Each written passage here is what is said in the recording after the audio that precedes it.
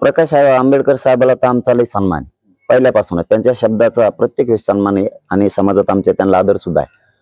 परंतु त्यांची एकूण ह्या आताची वक्तव्य जर बघितली तर कसा गरीब दलिताला, कसा गरीब मराठ्याला, कसा गरीब मुस्लिमांना न्याय मिळेल हे मला माहित. कसा मिळेल ते नाही देऊ शकत. हे राजकारणी लोक नाही देऊ शकत. मग ते महाविकास आघाडी असून नाही तर महायुती असून त्यातले त्यात फडणवीस साहेब तर देऊच शकत नाहीत. ते कलागत आपल्यात भांडणं लावून देऊ शकते. 100% सांगतो मी तुम्हाला. हो, रक्तबंबाळ जनता ते करू शकते त्यांच्या स्वार्थासाठी 100%. पण न्याय नाही देऊ शकत. न्याय देण्यासाठी ह्या 2-4 जाती जर एकत्र आल्या किती काय न्याय मागल ते यांना मंत्रिपद सुद्धा मागल ते सत्ता गरीबाच्या हातात आल्यावर गरीबाला देता येईल मागल ते तिकडून नाही देऊ शकत. ते सांगतील तेच कासरा त्यांच्याच हातात. कासरा मला वाटतं या 4-5 जातींना हातात घेतला पाहिजे. मी आज नाही बोलत, 10 महिन्यापासून बोलतोय. देणारे यांनी बनला पाहिजे. पण आता फडणवीस साहेबाला शेवटी जर मराठ्याच्याच अंगावर जाती घालायच्या असल्या आणि आमच्या मराठ्यांच्या सगळ्या सोयीवर केसेस करायच्या असल्या तर त्यांचे सुद्धा सगळे सोयरे आहेत गावागावात. आम्ही नाही वागत त्यांच्याशी असं, आम्ही नाही वागत असं. पण आता शेवटी मराठ्यांच्या नरड्याला फडणवीस साहेबांनी आणू नये. परंतु आता तुम्ही असं म्हटलात की न्याय देण्यासाठी एकत्र आलं पाहिजे. तुम्ही देणारे बनणार आहात किंवा तुमचे आमदार तुम्ही निवडून देणार आहात का वंचित आणि तुम्ही मराठा समाज निवडून? आता ते बोलायला जर तयार नाहीत ते सगळ्या सोयऱ्याचे अंमलबजावणी रद्द करा म्हणतात, परत ते नोंदी रद्द करा म्हणतात. तसा ठराव पण केलाय. हे तर अपेक्षितच नाही आम्हाला त्यांच्याकडून. आम्हाला एवढं माहिती आहे गरजवंत कोणची जात असो त्याच्या बाजूने आंबेडकर साहेब दंड ठोकतो नसते. ही प्रतिमा आहे त्यांची. राज्यात मराठ्यात सगळ्या गोरगरीब धनगर बांधवात, गोरगरीब मराठ्यात, गोरगरीब दलितात, मुस्लिमात की वंचित असणाऱ्या लोकांच्या बाजूनं, गरज असणाऱ्या लोकांच्या बाजूनं, गरजवंत मराठ्यांच्या बाजूनं किंवा कोणत्याही समाजात ते दंड थोपटून सावध असते. परवा नाही करत. सत्तेची नाही विरोधकांची नाही.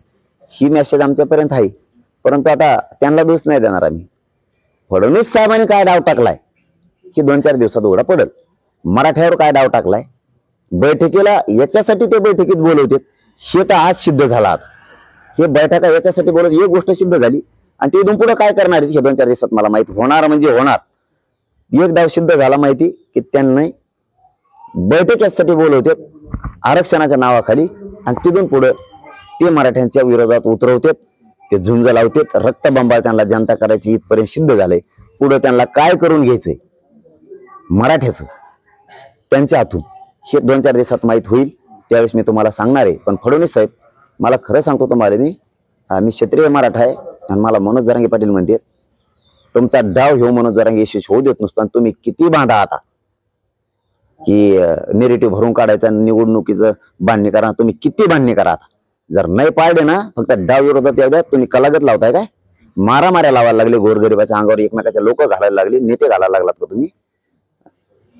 तुम्हाला जनता रक्तबंबाळ करायची ना त्या सत्तेसाठी. त्या सत्तेवर लाथ मारायला पाहिजे तुमच्यासारख्यानी. त्या सत्तेवर असले लोकात भांडण लावून गोरगरिबाचे मुडदे पाडून सत्तेच्या खुर्चीवर तुम्हाला बसायचंय. असले विचार पाहिजेत का तुमचे? नसतो येऊन देत आता आम्ही. आता नसतो येऊन देत तुमची. मुख्यमंत्र्यांनी शिवाजी महाराजांची शपथ घेतली होती की मराठा समाजाला आरक्षण मिळवून देईल. कुठेतरी देवेंद्र फडणवीस यांचा मुख्यमंत्र्यावर दबाव आहे का मराठा आरक्षणावर? दिसतोय त्याच्यातून आता. बैठका बोलायच्या आरक्षणावर आणि नेत्याला बोलायला लावायचं मराठ्यांच्या विरोधात. लाखाने केसेस आमच्यावर करायच्या, आमच्या आई बहिणीवर करायच्या. लाखानं महिला रस्त्यावर आहेत. त्या दिसना त्यांना इतकी आत्महत्या झाल्यात. अहो फडणवीस साहेब तुमच्या आत्महत्याग्रस्त झालेले लेकराची तरी कदर करायला पाहिजे होती. त्या आई बहिणीचं कंपाळी कुकू पुसले. तुम्हाला काहीतरी वाटलं पाहिजे. त्यांचे ही बंद केले सगळे, नोकरी एकाला दिली नाही.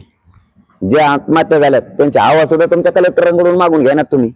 अरे ही नियत असा का एखाद्या मराठा जातीविषयी? तुमचे लोक गावागावात आहेत, आमचे ऐका नियत विचारा त्यांना त्यांच्याविषयी जरा.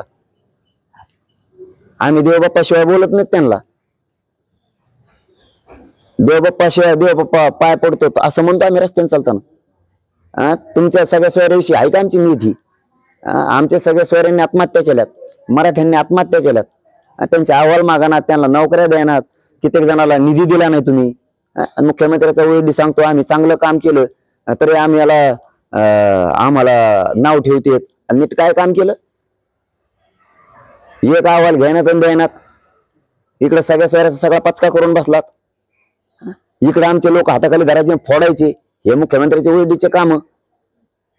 त्याच्यामुळे तुम्ही ते अहवाल पोरांनी पाठवलेले मुख्यमंत्र्याचे ओळडी सुद्धा वर पाठवण्याचे बघा ना सुद्धा ते व्हॉट्सअपवर. पोर मला सांगते ते बघ सुद्धा नाही. हे असे ओळडी असते मुख्यमंत्र्याचे का? ही अन्याय मराठ्यावर. आणि फडणवीसांच्या सांगण्यावरून काय फडणवीस साहेब मराठ्यांनी व्हाजागे भाजपमधल्या कसं डावं टाकायला लागला तो गोरगरीब मराठी व्हासावंच असतं शान येतं. कोणाचं कोण आहे माग दाखवा बरी यंत्रणा तुमच्या मागे आहे म्हणा. कोणी म्हणतं पवार साहेब मागे आहे, कोणी म्हणतं शिंदे साहेब मागे आहे. काढा बरी यंत्रणा. अरे खोटं बोलून एवढा अन्याय करता का मराठ्यावर तुम्ही? वा मराठी जागे जरा भाजपमधली असताना शान येतं. बघा कसे आपल्या जातीच्या लोकांवर ते विरोधात घालायला लागले. तिथं लावतोय बैठका आरक्षणाच्या आणि बाहेर नेता आला की बोलतोय मराठा आरक्षणाच्या विरोधात. होना जागे मराठ्याचे नेते म्हणा महानेता आहे म्हणतात, मराठीचे काही नेते म्हणतात आमचा नेता आहे आमचा पक्ष आहे. यार शाने तुमच्या पाया पडतो मराठ्यानो, शाने व्हा. मुर्दा पडून जातीचा एखाद्या दिवशी आपल्या. आणि तुम्ही जरी भाजप पक्षात असलात मराठ्याच्या मतदारालाही सांगतो गोरगरीबाला हा तुमच्या पोराचे मुर्दे पडाले हो. 100% सांगतो तुम्हाला. आरक्षणावर बैठका लावतो हा फडणवीस साहेब. आणि बघा कसा कार्यक्रम सुरू केला यांनी. एकीकडं ओबीसी आणि इम्तियाज जलील असे म्हटलेत की जर मनोज जरांगे पाटलाकडून जर आम्हाला प्रस्ताव आला तर येणाऱ्या विधानसभेमध्ये आम्ही त्या संदर्भात माणूस मला येतोय लढता सरळ. मला प्रस्ताव फिसतो येत नाही. गरजवंत मराठ्याला, गरजवंत मुस्लिमाला, गरजवंत दलितांना, वंचितांना सगळ्यांना जर वंचित लिंगायत समाज आहे, राजपूत समाज आहे, कायकाडी समाज आहे यांना जर न्याय द्यायचा असला तुम्हाला, कायकाडी समाज आता नवीन त्यांची मागणी. आणि ही सगळ्या सोयरीची अंमलबजावणी जी आहे ना, ही सगळ्या सोयरीची अंमलबजावणी सगळ्या जाती धर्मासाठी आहे. बघा मी काय बोलतोय, सगळ्या जाती धर्मासाठी. सगळ्या जाती धर्माचे लोक त्याच्यात आत येणार आहेत. म्हणून बहुतेक फडणवीस साहेबांची पोटदुखी असेल. मराठ्यांच्या सगळ्या सोयऱ्यासह इतर जातीचे सगळे सोयरे ह्या मनोज जरांगेने आत उडीले. म्हणजे तुम्हाला बाकीच्यांचं कल्याण व्हावं वाटत नाही का? त्यामुळे मला प्रस्ताव येत नाही. जे गरजवंत येतं, जे वंचित आहेत, यांनी सगळ्यांनी एकत्र आलं पाहिजे, त्यांच्या जातीला न्याय दिला पाहिजे. या महायुतीच्या महाविकास आघाडीच्या नदी लागून कार्यक्रम तुमचाच तुम्ही करून घेताल. ही आता म्हणतात फक्त म्हणत असतील 2-4 जागा देतो, कोणाला म्हणत असतील 10 देतो, तुम्हाला मंत्रीपद देतो. मला 2-4 दिवसात माहिती येणारच आहे कोणाकोणाला काय काय म्हणले. येणार म्हणजे येणार. किती गुप्त बैठका घ्या म्हणा तुम्ही फडणवीस साहेबात येणार. आणि ते नादी लावते परत ते खुटीला बांधून ठेवते. मराठ्यांचे काही नेते, काही ओबीसीचे, काही सगळ्यांचे असे ते यांचं काहीच खरं नाही भाऊ. मला ते फडणवीस साहेब माणूस इतका आता सध्या तरी विचित्र वाटायला लागलाय.